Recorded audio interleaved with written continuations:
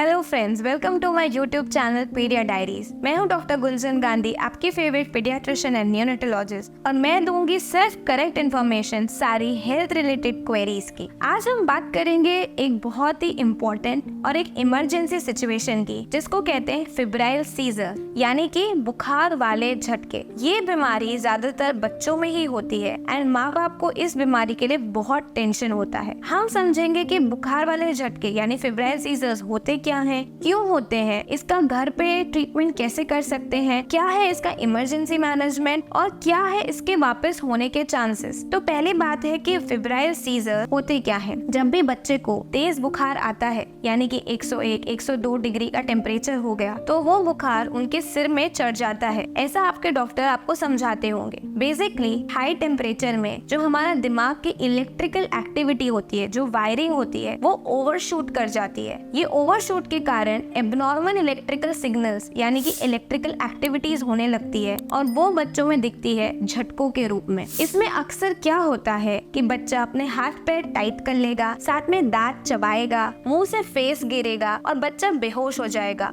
और साथ में होंगी एब्नॉर्मल एक्टिविटी यानी हाथ पैर हिलाने लगेगा, जो कि एक नॉर्मल झटके का प्रमाण है। ये झटके कॉमनली तेज ताप में आते हैं और कॉमनली दिखते हैं जो कि 6 महीने से 5 साल तक के बच्चों में। ज्यादातर बीमारियां जो कि सर्दी, खांसी, पेशाब का इन्फेक्शन, डायरिया, जो हल्का बुखार से तेज बुखार कर सकते हैं, इन बुखारों के साथ बुखार वाले झटकों का होना बच्चों में काफी कॉमन है। ये कॉमन इलनेस अगर आपके घर में हिस्ट्री है दूसरे जनों को भी झटके आने की, जैसे कि उसके मम्मी पापा को झटकों की हिस्ट्री है, भाई बहनों को झटके की हिस्ट्री है, बच्चे की रोग प्रतिकारक शक्ति कम है, तो उनके चांसेस बढ़ जाते हैं। अब हम जानते हैं कि ये बीमारी क्या जेनेटिक्स है। आपका कई का क्वेश्चन होता होगा कि ओके, मेरी बड़ी बेटी 3 साल की है, उसको भी बचपन में बुखार का झटका आया था, तो क्या डॉक्टर मेरे बच्चे को जो छोटा है उसको भी इसके आने के चांसेस हैं क्या? तो पहली चीज कि ये हेरिडिटरी नहीं है कि एक को हुआ तो दूसरे को भी होगा, लेकिन डेफिनेटली इसमें कुछ ना कुछ जेनेटिक कारण तो है, जिनकी स्टडीज अभी भी चल रही है। तो अगर आपके एक बच्चे को झटका आता है तो दूसरे बच्चे को भी 20 से 30% चांसेस है कि उसको भी झटका आ सकता है, लेकिन 100% ऐसा कुछ कारण कह नहीं सकते। अगर आपके फैमिली में ज्यादा लोगों को ये प्रॉब्लम रही है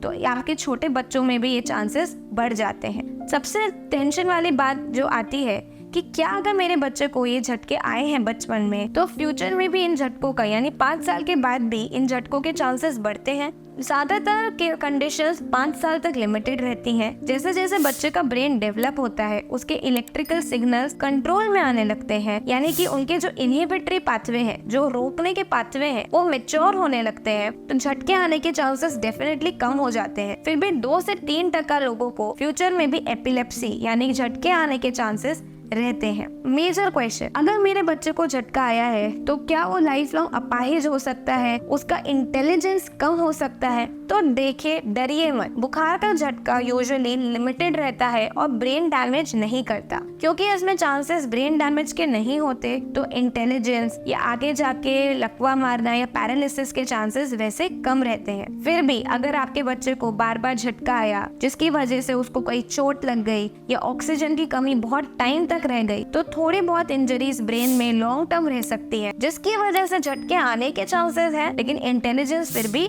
नॉर्मल रहेगी। अब आते हैं 2 मेजर क्वेश्चन। पहले तो इसको रोका कैसे जाए, और दूसरी चीज है कि अगर हो जाए तो फिर अब क्या किया जाए। तो अगर आपका ये झटके का पहला एपिसोड है, यानी आपको नहीं पता कि आपके बच्चे में फिब्राइल सीजर्स के चांसेस हैं, तो जैसे ही आपके बच्चे को यानी कि कोई भी साधारण बच्चे को टेम्परेचर आता है, तो अपने पास हमेशा घर पे एक क्लिनिकल थर्मोमीटर रखना है। ये थर्मोमीटर से आपको मुंह में रख के टेम्परेचर चेक करना है। अगर टेम्परेचर 100 के ऊपर है तो तुरंत आपको उसको ताप की यानी कि बुखार की मेडिसिन देनी है। ये डोज जो होता है वो आपका फिजिशियन यानी कि आपका पीडियाट्रिशियन आपको पहले से बता के रखेगा। तुरंत जैसे ही ताप आए अपने बच्चे को ताप की मेडिसिन दे और उसको ठंडे पानी से पोंछ दे, ताकि टेम्परेचर 102, 103 यानी इतना हाई ग्रेड तक ना बढ़े। दूसरी चीज, उसको अच्छे से हाइड्रेटेड रखें, यानी कि बहुत सारा पानी पिलाए, फ्लूइड्स दें, ताकि वो डिहाइड्रेटेड ना हो। अगर बच्चे का बुखार नहीं कम हो रहा है और आपको लग रहा है कि आपका बच्चा ज्यादा सुस्त पड़ रहा है, तो उसको तुरंत अपने नियरेस्ट डॉक्टर के पास लेके जाए। इस तरीके से अगर आप अपने बच्चे का बुखार रोक देंगे तो उसके ऊपर झटके आने के चांसेस कम हो जाते हैं। अब आता है दूसरा कंडीशन, अगर मेरे बच्चे को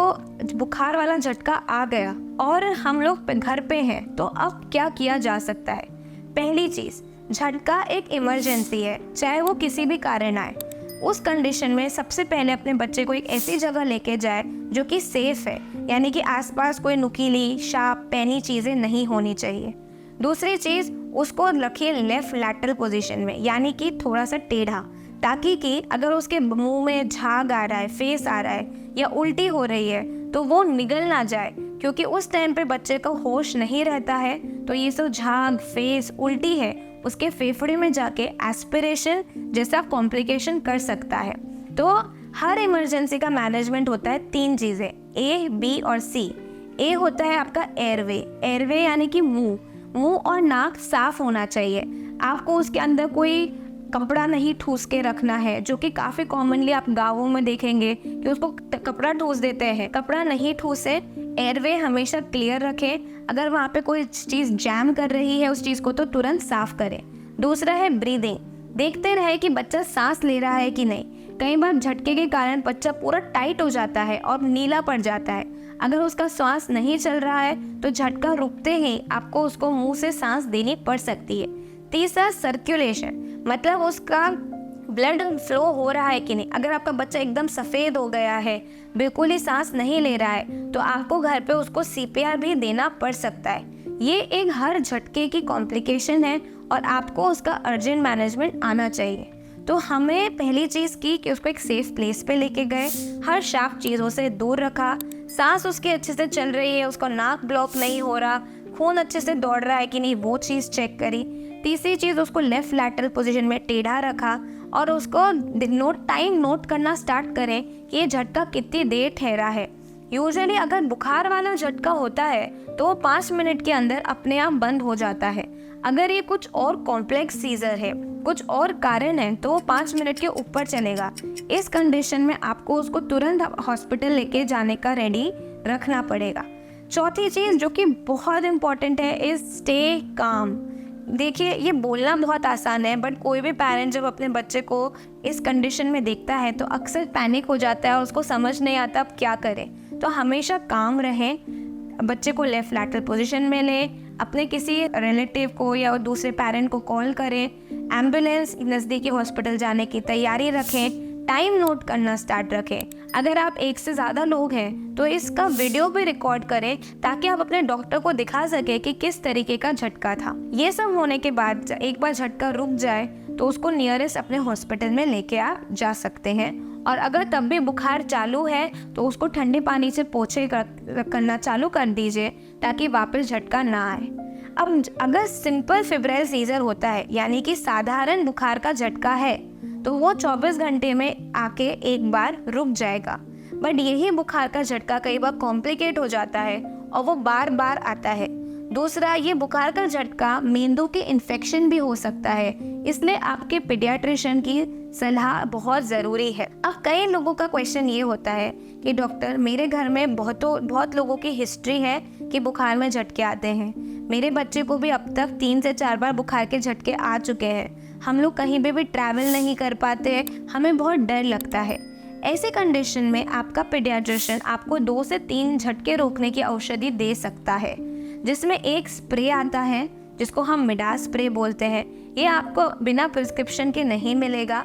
ये स्प्रे कई बार जब झटका स्टार्ट हो जाए तो दिया जाता है, ताकि बच्चे को आता हुआ झटका घर पे ही रुक सके। दूसरी एक गोली आती है जिसको हम क्लोबाजाम के टैबलेट बोलते हैं। ये भी आपको अपने डॉक्टर के प्रिस्क्रिप्शन के बिना नहीं मिलती है, पर जब भी आपके बच्चे को बुखार आए और आप ये गोली दे दें तो उसको झटके आने के चांसेस कम हो सकते हैं। यही 2 मेडिसिन है जो मार्केट में बुखार वाले झटकों के लिए अवेलेबल है। अगर आपका बच्चे को फिर भी हाई चांसेस हैं झटके आने के, वो दवाइयों से भी नहीं रुकता, तो कई बार आपका पीडियाट्रिशियन आपको लंबे समय के लिए झटके की औषधि पे रख सकता है। अब आते हैं आखिरी क्वेश्चन पे, क्या हमें कुछ इन्वेस्टिगेशन कराने की ज़रूरत है कि नहीं है। झटकों के लिए रूटीनली 2 से 3 जांचें करी जाती हैं, जिसमें आते हैं आपके रूटीन ब्लड टेस्ट, मगज की पट्टी जिसको कहते हैं EEG, और ब्रेन की इमेजिंग जिसको कहते हैं MRI। यूजुअली अगर आपके डॉक्टर को लग रहा है ये साधारण बुखार का झटका है तो ईईजी और एमआरआई करने की ज़रूरत नहीं है। अगर उनको लगता है ये कुछ और कारण है तो ये जांचें करनी ज़रूरी पड़ सकती हैं। तीसरी चीज़ होती है ब्लड टेस्ट। ब्लड टेस्ट में अक्सर कैल्शियम की कमी के कारण भी छोटे बच्चों में झटके आते हैं, तो वो लेवल्स देखने ज़रूरी पड़ते हैं। अगर आपके बच्चे को आयरन डेफिशिएंसी है, यानी कि खून की कमी है आयरन की वजह से, तो उनमें झटके आने की शक्यता बढ़ जाती है। तो अगर आपका बच्चे का पहला झटका है, आप हॉस्पिटल जाएं, अपने डॉक्टर से मिलें, काम रहें, ज़्यादा परेशान ना हो, उनके बताए हुए टेस्ट करें। अगर ये एपिसोड आपके चांसेस हैं बार बार होने का तो नेसेसरी मेडिसिन लें, और यूजुअली अगर आप ट्रैवल कर रहे हैं तो भी वो दवाइयाँ अपने साथ रखें ताकि ऐसे कॉम्प्लिकेशन और इमरजेंसी से आप अपने बच्चे को बचा सकें। तो ओवरऑल मेरा टेक होम मैसेज यही है सबके लिए कि बुखार वाले झटके बच्चों में काफ़ी कॉमन है, 5 साल तक ये आ सकते हैं। इनका फ्यूचर में ज़्यादा कॉम्प्लिकेशन नहीं होता है। इंटेलिजेंस, मेमोरी, लकवा जैसे कॉम्प्लिकेशंस तो बिल्कुल भी नहीं होती है। इनसे बच सकते हैं, और अगर ये घर पे आ भी जाए तो भी आप अपने लेवल पे कुछ बेसिक ट्रीटमेंट कर सकते हैं।